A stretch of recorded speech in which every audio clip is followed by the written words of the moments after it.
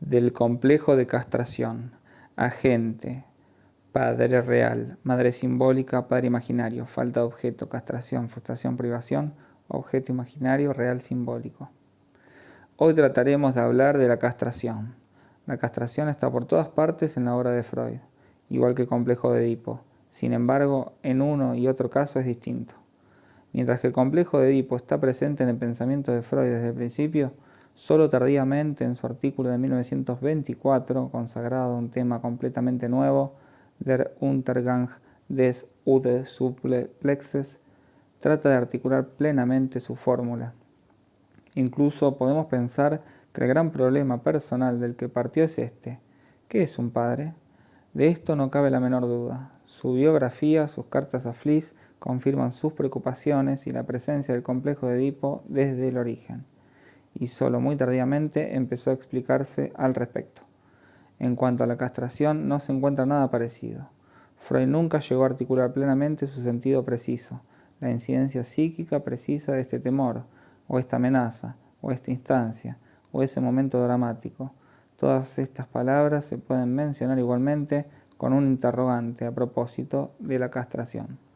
Cuando la última vez empecé a abordar el problema haciendo surgir la castración de debajo de la frustración y el juego fálico imaginario con la madre, a muchos de ustedes, aunque entendieron el esquema que hice de la intervención del padre, de su personaje puramente simbólico en los sueños, se quedaron con algún interrogante en cuanto a la castración. ¿Qué es esta castración? En suma, para que el sujeto alcance la madurez genital, ha de haber sido castrado. ¿Qué significa esto? Estas son las preguntas que me han llegado. Veremos cómo las contestamos. Abordando la cuestión simplemente en el terreno de la lectura, podemos decir que la castración es el signo del drama del Edipo, además de su eje implícito. Aunque no esté articulado así en ninguna parte, está literalmente implicado por toda la obra de Freud. Se puede tratar de eludir esta formulación tomándola a modo de un como si. Hacia ahí les arrastra la corriente del discurso analítico actual. Pero, ¿no vale la pena fijarse un poco, como yo les incito a hacer? Que el lado abrupto de esta afirmación les parezca problemático, me parece bien. En efecto lo es, pero por paradójica que sea, pueden tomarla como punto de partida. ¿Qué puede significar, pues, semejante formulación? ¿Qué implica? ¿Qué supone? Con todo, algunos autores se han fijado en la singularidad de determinada consecuencia, y entre los más notables Ernest Jones. Se darán cuenta, si leen su obra, el señor Jones nunca llegó a superar las dificultades propias del manejo del complejo de castración. Por este motivo aportó un término que es suyo, pero que, como todo lo que él introdujo en la comunidad analítica, siguió su curso y tuvo algunos ecos, principalmente en los autores ingleses. Se trata de la afánesis, que en griego significa desaparición. La solución que trató de dar Jones a la forma de insistencia del drama psíquico de la castración en la historia del sujeto es la siguiente. Según su perspectiva, el temor de la castración no puede depender del accidente, de la contingencia de las amenazas que, sin embargo, tan a menudo se reproducen en la historia de los sujetos, expresadas en el enunciado parental bien conocido. Vendrá alguien a cortarte eso. Lo que llama la atención de los distintos autores no es sólo la vertiente paradójicamente motivada, no enraizada en una constante necesaria de la relación interindividual de esta amenaza, sino la dificultad que supone integrar en su forma positiva el propio manejo de la castración, articulada por Freud, sin embargo, claramente como una amenaza referida al pene, al falo. Esto es lo que llevó a Jones, cuando se ocupaba de la constitución del superego, tratando de determinar su mecanismo, a destacar la noción de afánesis.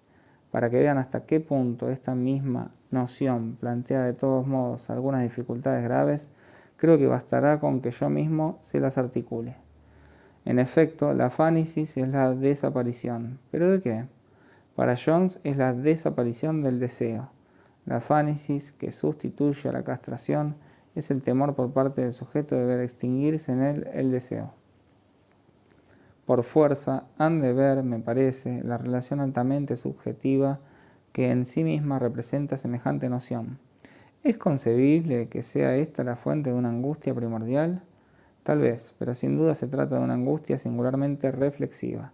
Habría que dar aquí en verdad un salto en la comprensión y suponer que el sujeto no solo está en posición de tomar, con respecto a sus primeras relaciones con los objetos, la distancia que le da una frustración propiamente articulada, sino también vincular con esta frustración la aprehensión de un agotamiento del deseo.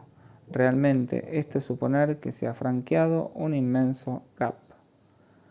De hecho, Jones trató de articular toda su génesis del superego, considerado como la formación a la que conduce normalmente el complejo de Edipo, alrededor de la noción de privación, por cuanto ésta suscita el temor a la fánesis. Así, enseguida tropezó con distinciones a las que nosotros conseguimos dar una forma algo más manejable. Además, refiriéndose a la privación, no puede, ni siquiera por un instante, dejar de distinguir la pura privación que hace que el sujeto no esté satisfecho en alguna de sus necesidades, y la privación que él llama deliberada, cuando el sujeto tiene enfrente a otro sujeto que le rehúsa la satisfacción buscada. Como no resulta fácil, partiendo de datos tan poco definidos, articular el paso de la una a la otra, sobre todo cuando se conservan en estado de sinónimos, Jones acaba naturalmente indicando que, con la mayor frecuencia, la privación es tomada por una frustración es equivalente para el sujeto a la frustración, lo cual facilita, por supuesto, la articulación del proceso. Pero si bien las cosas resultan así más fáciles para el que eso dice, no ha de ser igual para un oyente algo exigente. De hecho, en mi tabla no doy en absoluto el mismo sentido que Jones al término de privación. La privación de la que se trata en este caso es un término para situar con respecto a la noción de castración. En cuanto al término de frustración, trato de devolverle la complejidad de una relación verdadera, y lo hice de forma muy articulada en la sesión anterior a la interrupción de febrero. Sin duda recordarán lo suficiente para ver que no utilizo el término en la forma sumaria de su uso habitual. No es posible articular nada sobre la incidencia de la castración sin aislar la noción de privación como lo que he llamado un agujero real. En vez de marear la perdiz, tratemos por el contrario de aislarla como es debido. La privación es la privación de la perdiz. Se trata especialmente del hecho de que la mujer no tiene pene, está privada de él. Este hecho, la asunción de este hecho, tiene una incidencia constante en la evolución de todos los casos de Freud que nos expone. Y en el niño varón es el ejemplo que más salta a la vista, por así decirlo, en todo momento en los casos de Freud. La castración que tratamos de definir toma como base la aprehensión en lo real de la ausencia de pene en la mujer. En la mayor parte de los casos, este es el punto crucial. Es en la experiencia del sujeto macho la base en la que se apoya con singular eficacia y de forma angustiante la noción de la privación. Hay en efecto una parte de los seres en la humanidad que estén, dicen los textos, castrados. Desde luego, este término es del todo ambiguo. Están castrados en la subjetividad del sujeto, en lo real, en la realidad, en lo que se invoca como experiencia real, están privados. En la enseñanza de los textos de Freud, la experiencia de la castración gira alrededor de la referencia a lo real. Tratemos de articular correctamente nuestros pensamientos al respecto para captar nosotros mismos de qué se trata, sin de momento ocuparnos de la experiencia del enfermo. La propia noción de privación, tan sensible y visible en una experiencia como esta, implica la simbolización del objeto en lo real, ya que en lo real nada está privado de nada. Todo lo que es real se basta a sí mismo. Por definición, lo real es pleno. Si introducimos en lo real la noción de privación, es porque ya lo hemos simbolizado suficientemente, incluso plenamente. Indicar que algo no está es suponer posible su presencia, o sea, introducir en lo real, para recubrirlo y para excavarlo, el simple orden simbólico. El objeto en cuestión, en este caso, es el pene, en el momento y al nivel en el que hablamos de privación. Es un objeto que se nos presenta en el estado simbólico. En cuanto a la castración, en la medida en que resulta eficaz, en la medida en que se experimenta y está presente en la génesis de una neurosis, se refiere, como le indica el orden necesario de la tabla, a un objeto imaginario. Ninguna castración de las que están en juego en la incidencia de una neurosis es jamás una castración real. Solo entra en juego operando en el sujeto bajo la forma de una acción referida al objeto imaginario. Para nosotros el problema consiste precisamente en concebir por qué, por efecto de qué necesidad, se introduce la castración en el desarrollo típico del sujeto. en el que se trata de entrada en ese orden complejo que constituye la relación del hombre con la mujer. En efecto, la realización genital se halla en la especie humana sometida a cierto número de condiciones. Empezaremos pues de nuevo, como la otra vez, por la relación originaria del sujeto con la madre, en la etapa calificada de preedípica. Esta etapa esperamos haberla articulado mejor, de forma más diferenciada que lo habitual, incluso cuando los mismos términos aparecen en el discurso de los autores. No lo manejan tan bien, no están igualmente razonados. Empezaremos por aquí de nuevo para tratar de captar, en cierto modo, en su mismo origen, la necesidad del fenómeno de castración, que se apodera de aquel objeto imaginario como de su instrumento, simboliza una deuda o un castigo simbólico y se inscribe en la cadena simbólica. Para servirnos de guía, a fin de poder referirnos a términos anteriores, quiero que por un momento acepten como comprobada la hipótesis en la que se basará nuestra articulación, hipótesis que planteamos el otro día. Detrás de la madre simbólica está el padre simbólico. Por su parte, el padre simbólico es una necesidad de la construcción simbólica, que solo podemos situar en un más allá, casi diría como trascendente, en todo caso como un término que, como les dije de paso, solo se alcanza mediante una construcción mítica. A menudo he insistido en el hecho de que el padre simbólico, a fin de cuentas, no está representado en ninguna parte. El resultado de nuestro recorrido deberá confirmar si esto es válido, si es efectivamente útil, si nos ha de permitir encontrar en la realidad compleja ese elemento del drama de la castración. Tenemos ahora en nuestra tabla el padre real y el padre imaginario. Si el padre simbólico es el significante del que nunca se puede hablar sin tener presente al mismo tiempo su necesidad y su carácter, que debemos aceptar, por lo tanto, como un hecho irreductible del mundo del significante, el padre imaginario y el padre real son dos términos que nos plantean mucho menos dificultades. En cuanto al padre imaginario, es con él con quien siempre nos encontramos. A él se refiere muy a menudo toda la dialéctica, la de la agresividad, la de la identificación, la de la idealización, por la que el sujeto accede a la identificación con el padre. Todo esto se produce al nivel del padre imaginario. Si lo llamamos imaginario, es también porque está integrado en la relación imaginaria que constituye el soporte psicológico de las relaciones con el semejante, que son, hablando con propiedad, relaciones de especies. Se encuentra en el fondo de toda captura libidinal y de toda erección agresiva. El padre imaginario también participa de este registro y presenta características típicas. Es el padre terrorífico que reconocemos en el fondo de tantas experiencias neuróticas y no tiene en absoluto obligatoriamente relación alguna con el padre real del niño. Vemos intervenir frecuentemente en los fantasmas del niño a una figura del padre y también de la madre, que, con todos sus aspavientos, solo tienen una relación extremadamente lejana con lo que ha estado efectivamente presente en el padre real del niño. Únicamente está vinculado con la función desempeñada por el padre imaginario en un momento del desarrollo. El padre real es algo muy distinto, que el niño muy difícilmente ha captado, debido a la interposición de los fantasmas y la necesidad de la relación simbólica. Lo mismo nos ocurre a todos nosotros. Si hay algo en la base de la experiencia analítica en su conjunto, es que tenemos enormes dificultades para captar lo más real de todo lo que nos rodea, es decir, los seres humanos tales como son. Toda la dificultad, tanto del desarrollo psíquico como simplemente de la vida cotidiana, consiste en saber con quién estamos tratando realmente. Lo mismo ocurre con ese personaje del padre que, en condiciones normales, puede considerarse como un elemento constante de eso que hoy día suele llamarse el entorno del niño. Les ruego, por lo tanto, que de momento acepten algo que tal vez les parezca paradójico a primera vista en esta tabla, a saber que, contrariamente a la función normativa o típica que se le pretende otorgar en el drama del Edipo, es al padre real a quien le conferimos la función destacada en el complejo de castración.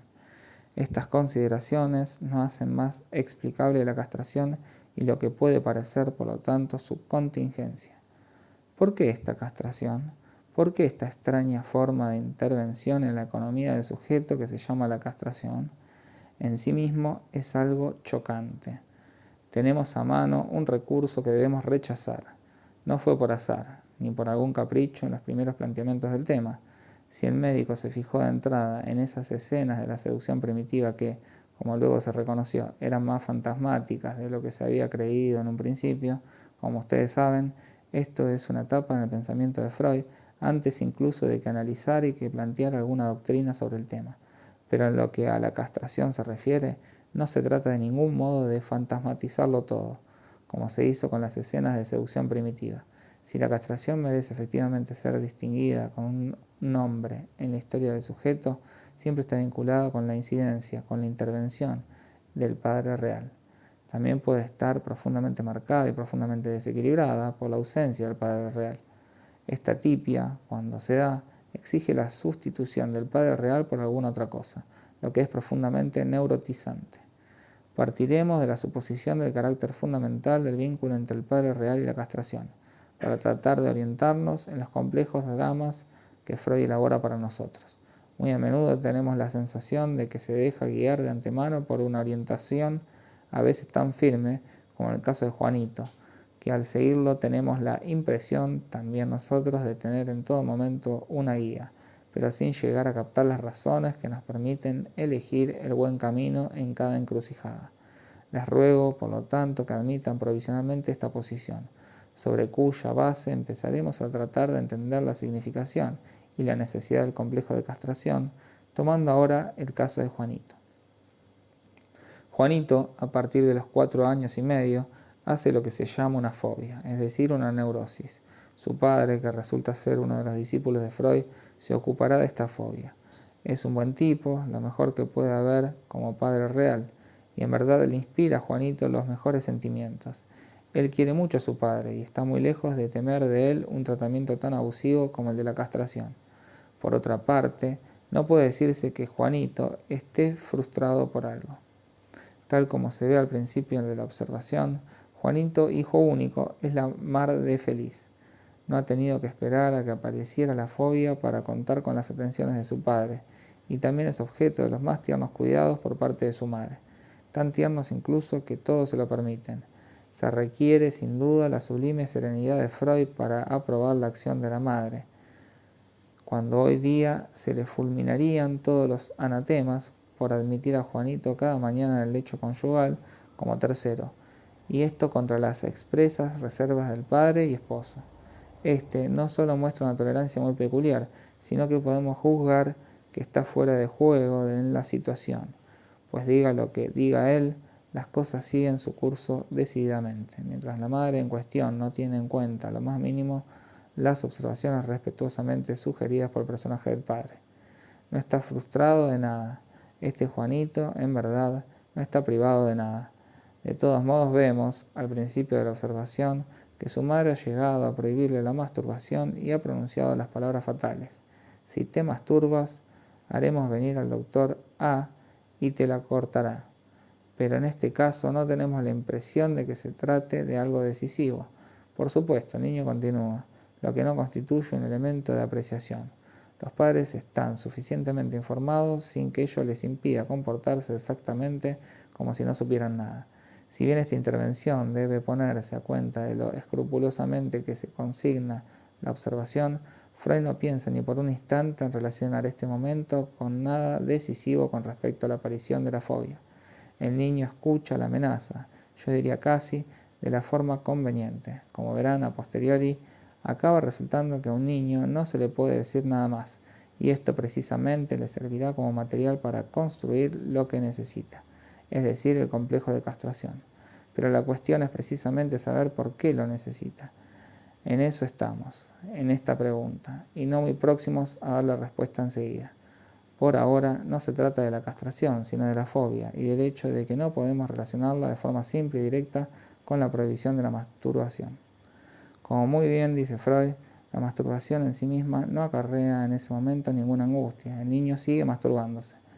Por supuesto, luego integrará en el conflicto, como suele decirse, que se manifestará en el momento de su fobia, pero no parece en absoluto que se trate de una incidencia traumatizante capaz de explicar su surgimiento. Las condiciones que rodean a este niño son óptimas, y la aparición de la fobia constituye un problema que hay que saber introducir como tal, con toda su dignidad. Solo así podremos atar todos los cabos que resultarán esclarecedores y favorecerán nuestra tentativa teórica.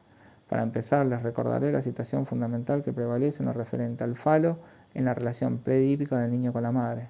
La madre es aquí objeto de amor, objeto deseado en cuanto a su presencia. La reacción, la sensibilidad del niño ante la presencia de la madre se manifiesta muy precozmente en su comportamiento. Esta presencia se articula muy rápidamente en el par presencia-ausencia, que es nuestro punto de partida. Se trata de una relación tan simple como puedan suponer, y si se han planteado dificultades a propósito del primer mundo objetal del niño, es por una insuficiente distinción del propio término de objeto. Para el niño hay un objeto primordial que de ningún modo podemos considerar como constituido idealmente, es decir, en nuestra idea, que el mundo del niño esté hecho solamente de un puro estado de suspensión, de límites indeterminados con el órgano que le satisface. No soy yo el primero en contradecirlo.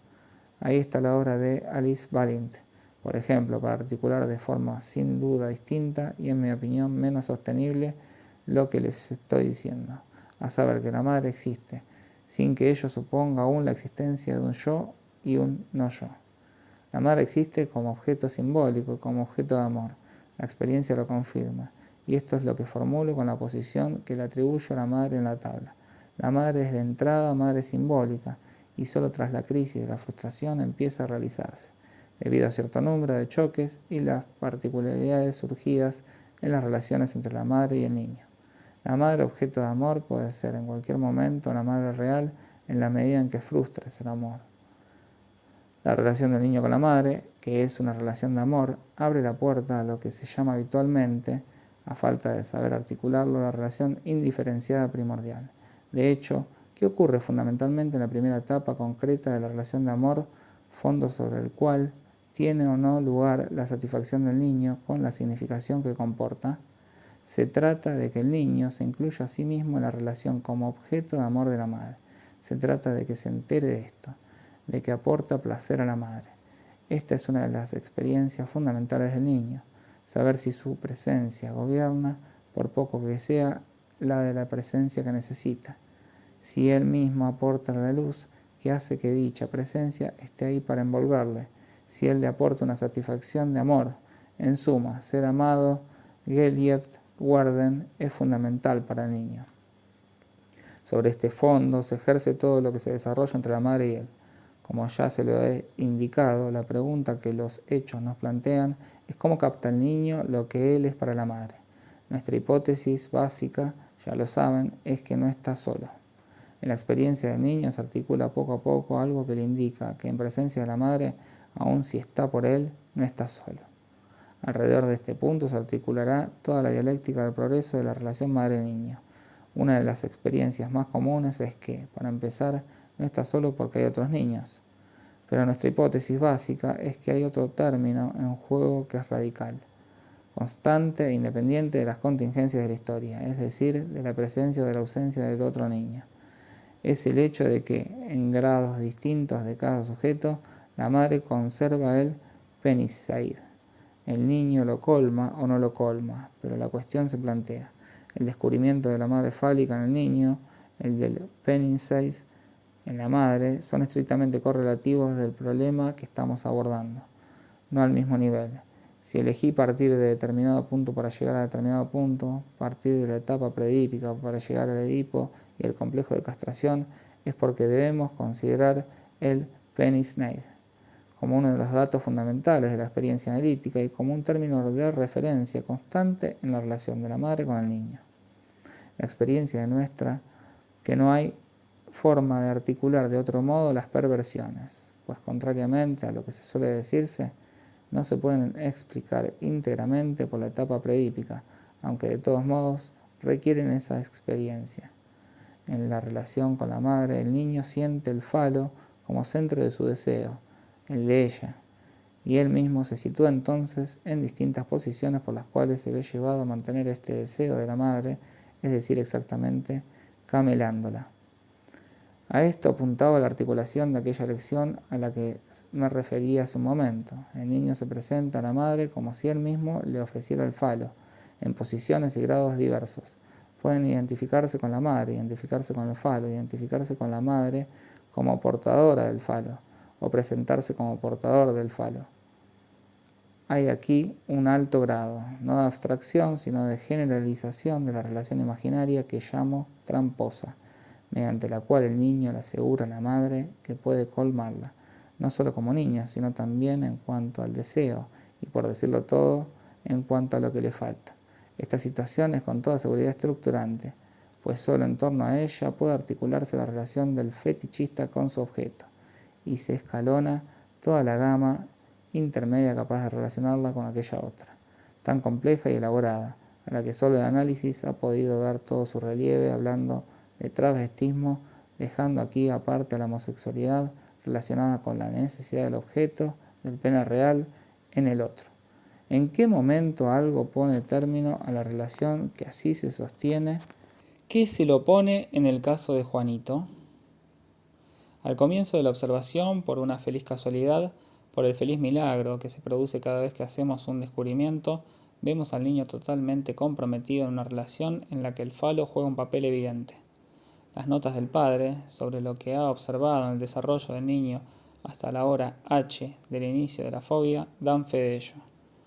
Nos informan de que Juanito está fantaseando el falo constantemente, preguntándole a su madre sobre la presencia del falo en ella, luego en el padre, luego en los animales.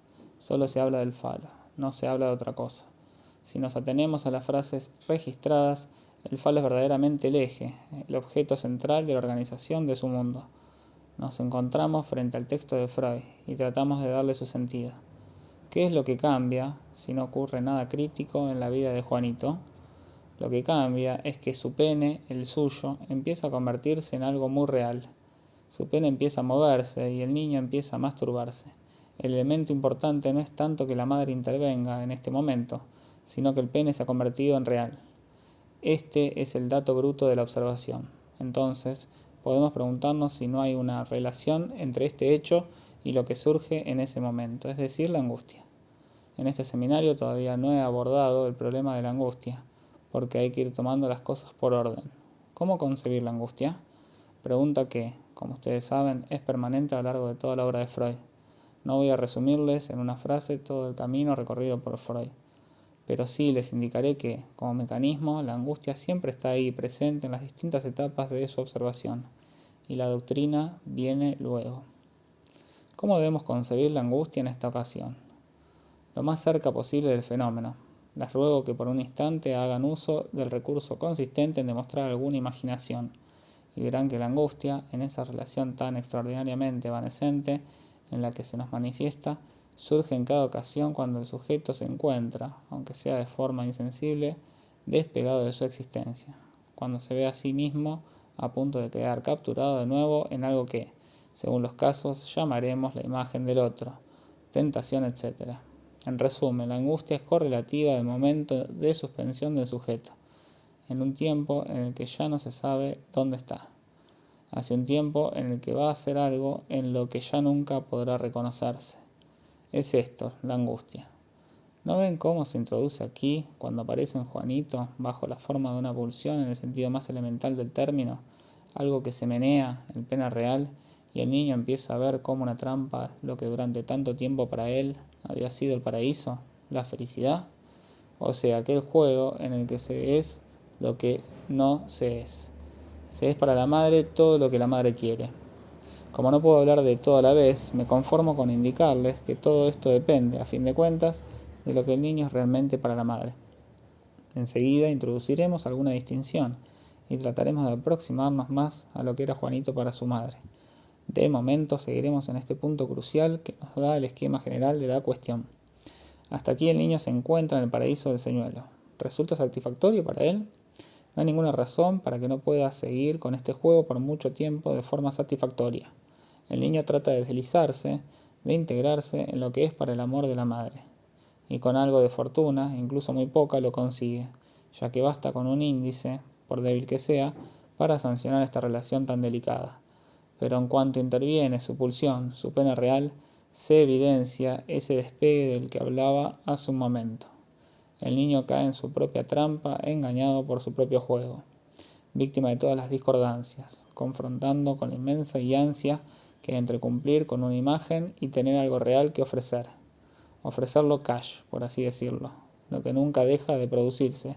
No es simplemente que el niño fracasa en sus tentativas de seducción por tal o cual razón, o que, por ejemplo, sea rechazado por su madre. Lo que entonces juega el papel decisivo es que eso que él puede ofrecer se le antoja. La experiencia analítica nos proporciona 1000 experiencias así como algo miserable. El niño se encuentra entonces frente a esa brecha, queda prisionero, se convierte en el blanco, en el elemento pasivizado de un juego que le deja a merced de las significaciones del otro. He aquí un dilema. El último año se lo indiqué. Precisamente en este punto es donde entronca el origen de la paranoia, en cuanto el juego se convierte en serio, sin dejar de ser un juego tramposo. El niño queda completamente dependiente de las indicaciones de su partener.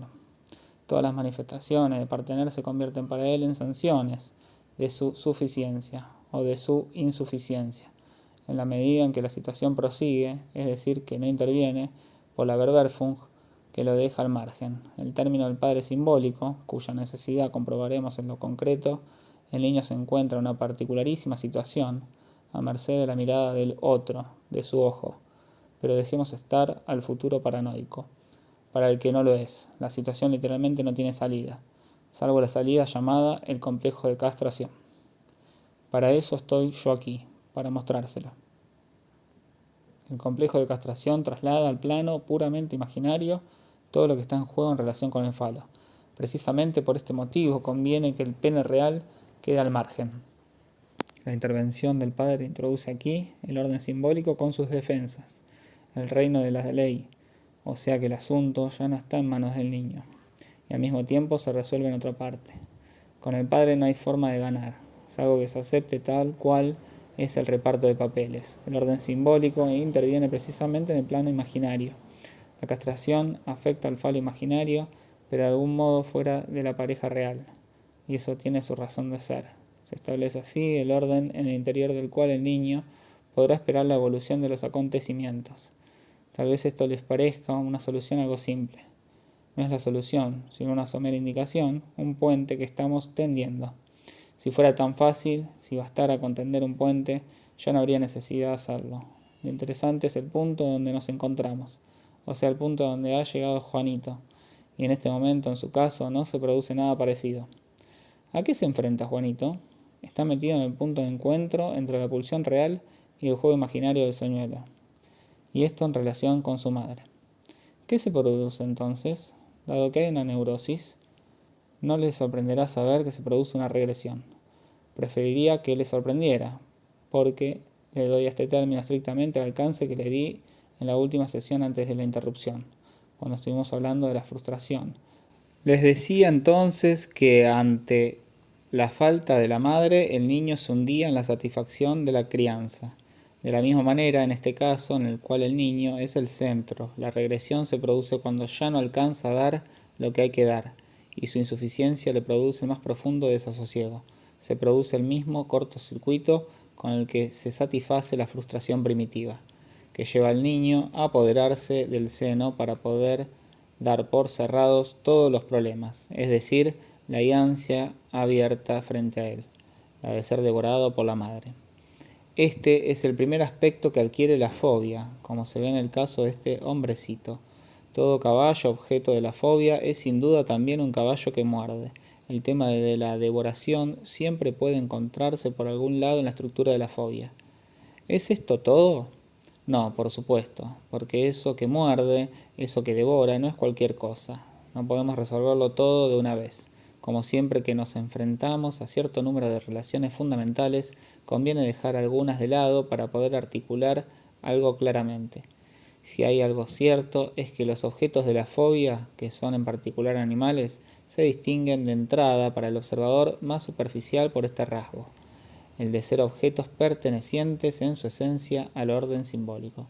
El león, por ejemplo, sobre todo cuando el niño no vive en ningún lugar donde este animal represente, no ya peligro, sino alguna presencia. El lobo, la jirafa, son ante todo objetos extraños.